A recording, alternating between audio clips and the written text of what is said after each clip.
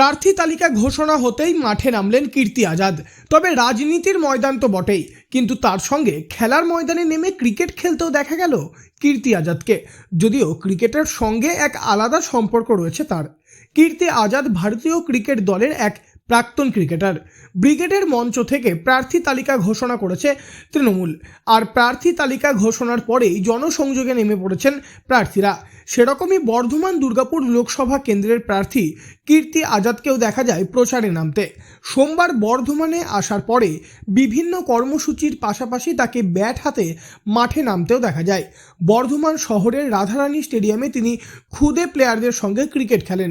খেলার পরবর্তীতে তিনি তাদের উদ্দেশ্যে বেশ কিছু বার্তাও দিয়েছেন। এই প্রসঙ্গে তিনি বলেন, विद्या माँ सरस्वती है, तो यहाँ भी माँ सरस्वती जिसने हमको इतना कुछ दिया, मान सम्मान दिया, वर्ल्ड कप दिलाया, जो विद्या हम सीखे, तो माँ सरस्वती को एक बार पुनः यहाँ मैदान पर प्रणाम करने आए थे। उन बच्चों को मिलने आए थे, जो हमारा ये जो सब बच्चा सब है, ये सबको आशीर्वाद देने आए थे। खूब बढ़िया बढ़ो, अच्छा खेलो, देश का नाम करो, ये पेप्सी कोका कोला सब चीज़ मत पियो, ये हैमबर्गर और पिज़्ज़ा मत खाओ। जो अपना खाना होता था बढ़िया, जैसे हमको छोटा माछ, पावदा, ये सब हिलीश रुई बहुत पसंद है। हम मिथिला का आदमी, हम लोग भी माछ भात खाता है, मुड़ घंटों भी खाता है, तो इसलिए हम बोला कि अच्छा अच्छा खाना खाओ। अभी छोटा छोटा बच्चा है, ये सब आप लोग को भी बोलता है पेप्सी वेप्सी मत पीना कभी, बढ़िया चीज़ पियो, बढ़िया चीज़ खाओ, जूस पियो। मैच खेलने के बाद जाओ तो उसके बाद नींबू पानी पीना चाहिए, नमक और चीनी डाल करके। तो यही बच्चे सबको बोल रहा था।